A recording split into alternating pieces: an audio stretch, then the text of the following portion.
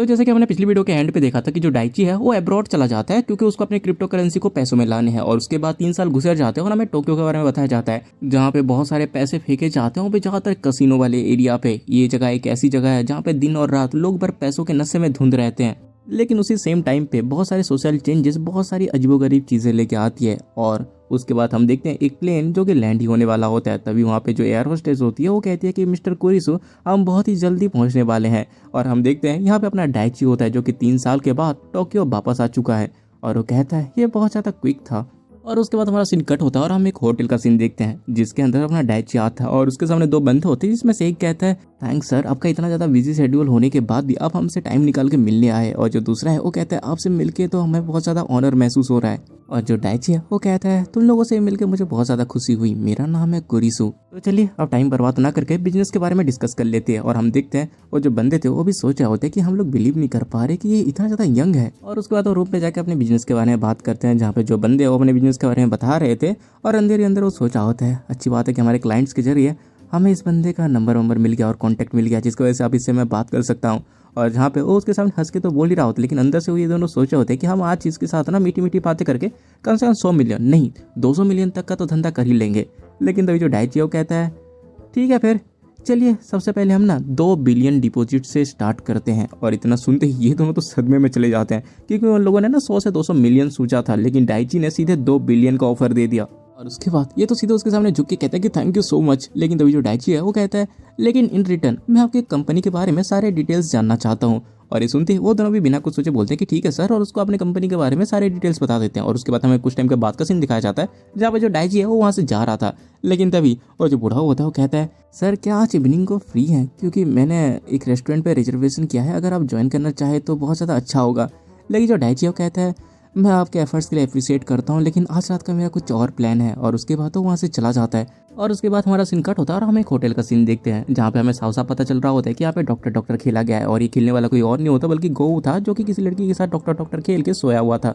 लेकिन तभी उसके फ़ोन का अलार्म बजता है और वो उठ जाता है, जहाँ पे वो उठते ही पहले उस लड़की की गांड पे लात मार के उसको नीचे फेंकता है, जिसको जो लड़की है गुस्से से पूछती है आखिर कर ये तुम क्या कर रहे हो। और तभी जो अपना गो होता है वो कहता है निकलो यहाँ से। और ये सुनते हुए जो लड़की है वो अपने कपड़े पहन के वहाँ से निकल जाती है और जाते हुए उसको गालियाँ भी दे के जाती है। लेकिन यहाँ पे जो गो है उसको घंटा समझ नहीं आ रहा होता है कि आखिरकार ये लड़की थी कौन। लेकिन तभी उसके दिमाग में हिट करता है कि अरे हाँ, कल रात को मैं जब क्लब में गया था तब मैं एक और रांड को उठा के लेके आया था। और उसके बाद हम देखते हैं रात हो चुकी होती है जहाँ पे जो गो है वो अपनी गाड़ी निकाल के चला जाता है और जाते हुए कहता है चलो अब कुछ पैसे बनाने का टाइम आ चुका है। देन हम देखते हैं वो एक होटल में पहुंचता है जहाँ पे उसको देखते ही जो लड़कियां होती है वो कहती है अरे ये देखो ऑनर आ गए, और उसको ना गुड मॉर्निंग विश करती है। जहाँ पे जो गो है वो भी उनको गुड मॉर्निंग कहता है। और साला मुझे ये समझ नहीं आ रहा कि आधी रात को ये लोग गुड मॉर्निंग कैसे कह रहे हैं। जहाँ पे उसके बाद हम देखते हैं वहाँ पे एक वेटर आता है जो कि गो से बोलते हैं कि हमारे पास एक और वीआईपी कस्टमर आया है, और उसको ना उसकी ऑर्डर लिस्ट दिखाता है। और इसको देखते जो गो है उसकी लिटरली फट जाती है क्योंकि उस बंदे ने एक से एक सबसे महंगी वाइन्स मंगाया हुआ था।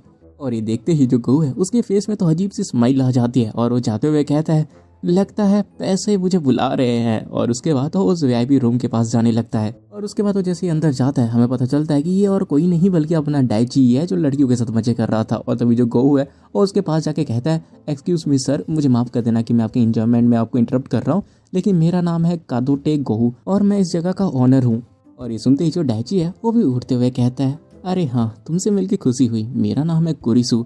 और पता नहीं क्यों लेकिन ये सब कहते हुए ना वो एक दूसरे को बहुत ही अजीबो गरीब नजरों से देख रहे थे, जैसे कि अभी अगर ये बंदा मिल जाए तो लपेट के चूसा मार ले। और उसके बाद ना हमें कुछ टाइम पहले का सीन दिखाया जाता है जहाँ पे जो डाइची है वो इस होटल में आया था। और तभी जो वेटर है वो उससे पूछता है थैंक्स यहाँ पे विजिट करने के लिए मिस्टर कुरिसु, वैसे मैं क्या पूछ सकता हूँ कि आपको लड़कियाँ कैसी पसंद है। और जो डाइची है वो कहता है कि ऐसा कुछ है नहीं, कोई भी चलेगी। और ये सुनते ही वो जो वेटर है वो वहाँ से चला जाता है। और जो डाइची है वो सोच रहा होता है अच्छा तो अब है ये इसका करंट कैसल।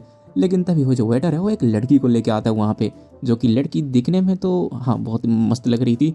जहाँ पे जो लड़की है वो डाइची से कहता है कि आपसे मिलकर बहुत ज़्यादा खुशी हुई, मेरा नाम है मिजुकी, क्या मैं आपके बगल में बैठ सकती हूँ। और जो डाइची है वो कहता है कि हाँ हाँ श्योर, तुम क्यों नहीं बैठ सकती। और उसके बाद वो जो वेटर है वो पूछता है कि सर आप क्या पीना पसंद करेंगे। और उसका जो डाइची है वो उस मेन्यू को देखते हुए कहता है चलो देखते हैं क्या लेना चाहिए।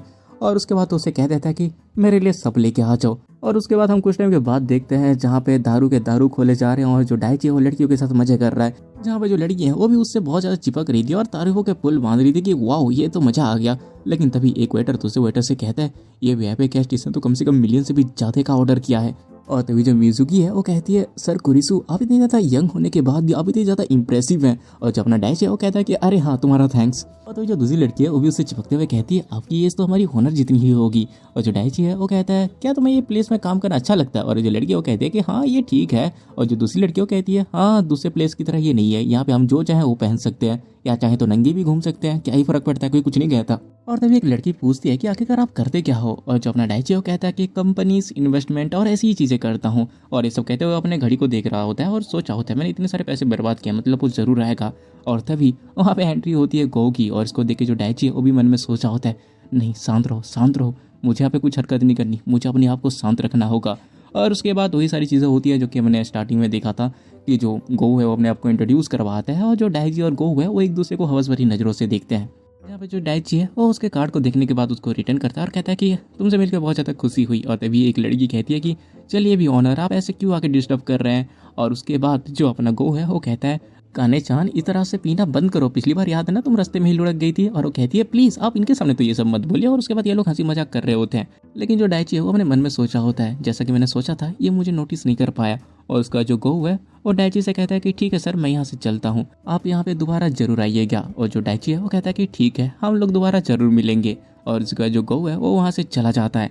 और जो डाइची है वो तो सोच रहा होता है मैं इतने टाइम से बस एक्टिंग कर रहा था कि मैं तुम्हें नहीं जानता गो। और ये सब कहते हुए वो बहुत ज़्यादा गुस्से में होता है। और इस चीज़ को पता नहीं कैसे लेकिन मिजुकी नोटिस कर लेती है कि कुछ तो गड़बड़ है। और उसके बाद हमारा सीन कट होता है और हम एक पर्सन को देखते हैं जो कि एक कंप्यूटर स्क्रीन में बैठ के स्टॉक मार्केट के बारे में सब कुछ देख रहा होता है। और वो कहता है अबे यार इसके जो स्टॉक हैं वो तो अभी इंक्रीज हो रहे हैं, ऐसा लग रहा है कि कोई तो स्टॉक मार्केट को मैनिपुलेट कर रहा है। लेकिन तभी वहाँ पे डाइची आता है और कहता है बहुत अच्छा काम कर रहे हो तुम। और हमें पता चलता है ये टाको होता है जो कि कहता है डाइची ये तुम हो। और उसका जो डाइची है वो कहता है तुमने इस हैट को इंडोर पे भी पहन रखा है, तुम सच में एक ऑक्टोपस हो। और जो टाको है वो कहता है कि अरे शांत हो जाओ यार। और तभी जो डाइची है वो कहता है तुमने ये तब भी पहना था जब हम उस दिन मिले थे। और हमें ना पास्ट का सीन दिखाया जाता है जहाँ पे जो डाइची है वो टाको के पास आके सब कुछ बता देता है। जहाँ पे जो टाको है वो शौकत हुए कहता है कि क्या तुम सच में डाइची हो। और तभी जो डाइची है वो कहता है टाको मुझे अपने बदला लेने में तुम्हारी ज़रूरत है, क्या तुम अपनी स्किल से मेरी मदद करोगे। और उसके बाद हम वापस से प्रेजेंट में आते हैं जहाँ पे जो टाको है वो कहता है उस दिन मैं सच में बहुत ज़्यादा शौक हो गया था। और तो जो डाइची है वो गो का दिया हुआ कार्ड उसे देके कहता है मुझे इस कंपनी के बारे में जानना है, क्या तुम इसके बारे में इन्वेस्टिगेट करोगे। और जो टाको है वो कहता है कि क्या ये कंपनी। और उसके बाद वो बताता है कि ये कंपनी निजाबू में इम्पैक्ट नाम का लाउंज चलाती है। और उसके बाद जो डाइची है वो कहता है मुझे इस कंपनी की रजिस्ट्री और फाइनेंशियल स्टेटमेंट चाहिए। और ये सुनते ही वो पूछता है क्या क्या डेडलाइन क्या है।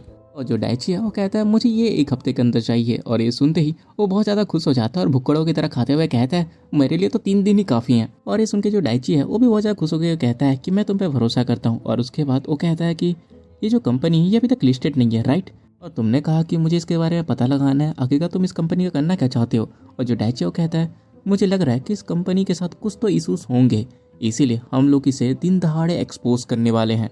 और ये सब कहते हुए जो डाइची है वो सोच रहा था गो तुमने ये जो कैसल लोगों की ज़िंदगी बर्बाद करके बिल्ड किया है मैं बहुत ही जल्दी उसे बर्बाद कर दूंगा। और उसके बाद हमारा सीन वापस से कट होता है और हम एक लव होटल को देखते हैं जिसके अंदर से एक लड़का और लड़की अपना वही काम चला के बाहर आए होते हैं। लेकिन जैसे वो लोग बाहर आते हैं उनकी कोई फोटो खींचने लगता है। और जो लड़की है वो चिल्लाते हुए कहती है आखिरकार ये तुम क्या कर रहे हो। और तभी हमें पता चलता है ये होगा है जो कि जेल से बाहर आ चुका है। और वो कहता है हेलो मैम मैं एक प्राइवेट डिटेक्टिव हूँ। और उसका हमारा सीन कट होता है और हम देखते हैं ओगा को जो कि उन दोनों के साथ एक रेस्टोरेंट पे बैठा होता है। और जो ओगा है वो कहता है एक औरत और एक कॉलेज स्टूडेंट एक दूसरे के साथ डेट कर रहे हैं। और हम देखते हैं वो दोनों कुछ कह ही नहीं पा रहे होते। और तभी जो ओगा है वो कहता है वैसे मैम क्या आपको पता है आपके हस्बैंड तो कोने में बैठ के रो रहे हैं। और वो जो औरत होती है वो कहती है क्या तुम सच में एक डिटेक्टिव हो और क्या तुम मेरे हस्बैंड को बता सकते हो कि मेरा कोई अफेयर नहीं चल रहा, मैं उतना ही सेम अमाउंट दूंगी जितना मेरा हस्बैंड दे रहा है, और साथ ही साथ मैं तुम्हें कुछ और भी देने को तैयार हूँ। लेकिन तभी जो ओका है वो गुस्से से कहता है मैम आप मेरी इंसल्ट करना बंद कीजिए, समझ गए ना। और ये सुनते ही इन दोनों की फट जाती है।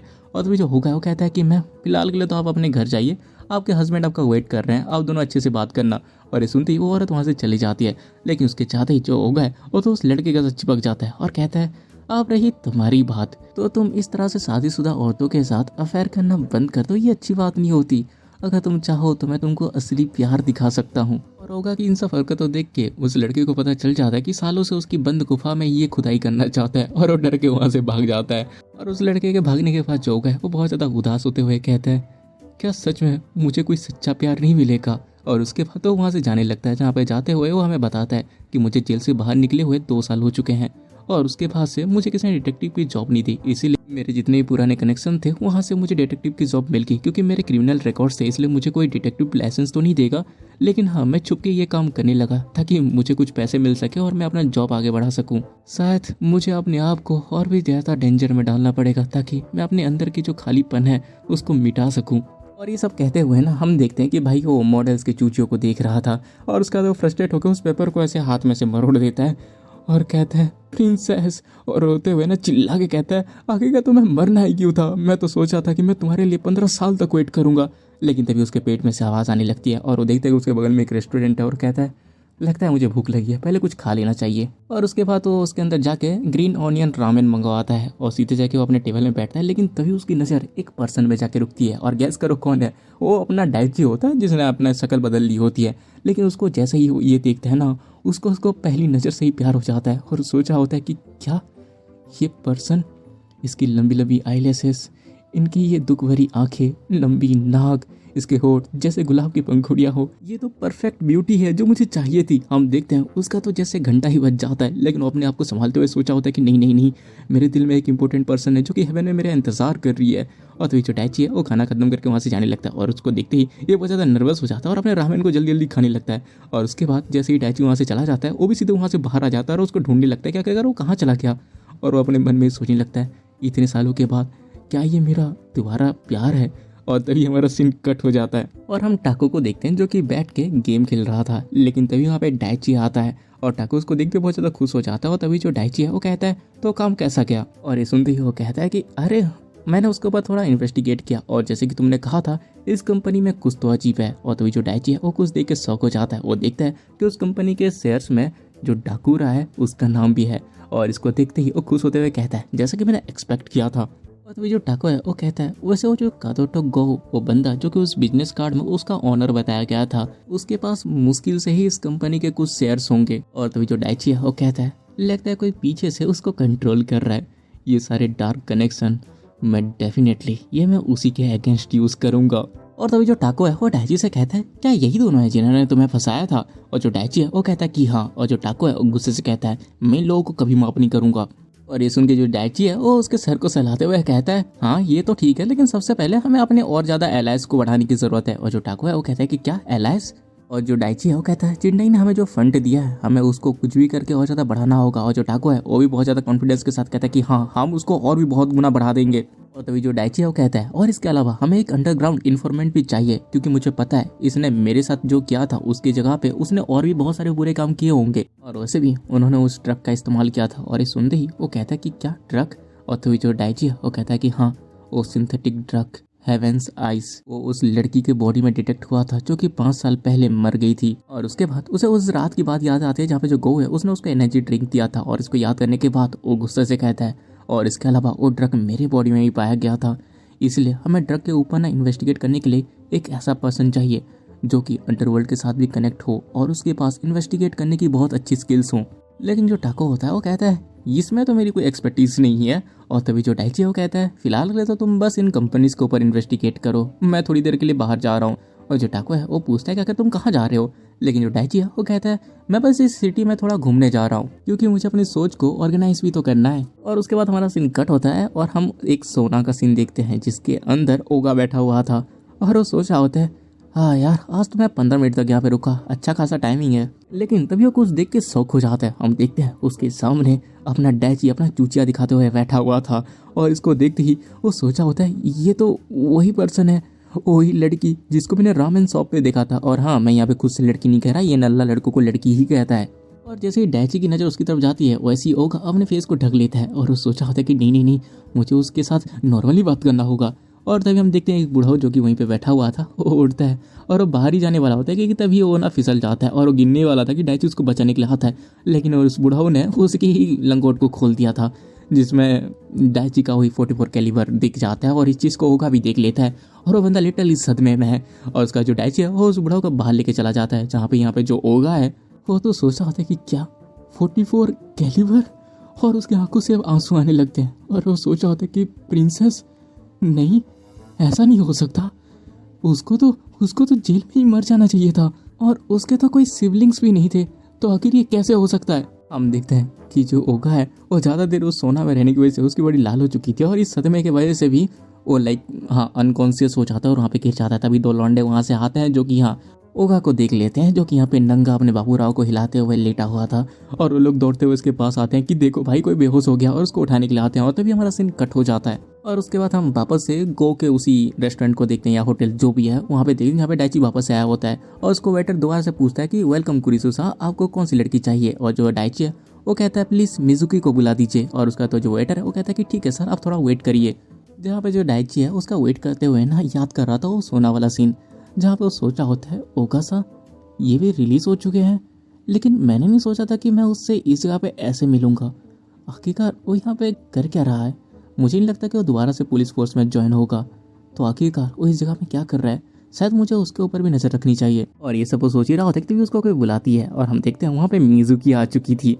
और इसको देख के जो डाइची है वो सोच रहा होता है ओगा के बारे में मैं बाद में पता लगाऊंगा, लेकिन सबसे पहले मुझे गो के बारे में इंफॉर्मेशन निकालनी होगी और उसके लिए मुझे यहाँ की एक लड़की को अपना एलाय बनाना होगा। एक ऐसी लड़की जो कि कम्प्लीटली मुझे ओबे करे, मेरे लिए कुछ भी करने को तैयार हो जाए और मेरी स्पाई बन सके। और इसी के साथ अपना ये जो एपिसोड है ये खत्म हो जाता है। अब इसका आगे के जो चैप्टर्स हैं वो अभी तक अनलॉक नहीं हुआ है, मतलब वो चैप्टर तो रिलीज हो चुका है लेकिन उस पर ताला लगा है, उसके लिए मुझे पैसे देने पड़ेंगे। और तुम्हें तो पता ही है मैं पैदाइशी गरीब हूँ, खानदानी गरीब, मेरे पास पैसा नहीं है उसको खोलने का। और एक रीज़न ये भी है कि अगर उसको मैं पैसे तक खरीद लेता हूँ उसके बाद जाके मैं करता हूँ तो स्ट्राइक आने का ज़्यादा खतरा हो जाएगा। तो जब तक वो ऑफिशियली या बाद में कहीं रिलीज़ नहीं हो जाते तब तक यार मैं तो नहीं डालने वाला ये वाली सीरीज़। तो इसको तुम एक तरह से एंड कह सकते हो। अगर जल्दी आ जाते हैं उसके चैप्टर्स तो मैं डाल दूंगा, नहीं आते तो क्या ही कर सकते हैं। वैसे भी सीरीज़ चल कहाँ रही है। तो चलो कुछ कहने को नहीं बचा। अगर तुमको वीडियो पसंद आई है तो तुम्हें पता है क्या करना है, लाइक मारो, सब्सक्राइब मारो, प्यारा सा कमेंट कर दो, जितना हो सके उतना वीडियो को शेयर करो। तो मिलते हैं अगली वीडियो में, तब तक के लिए बाय।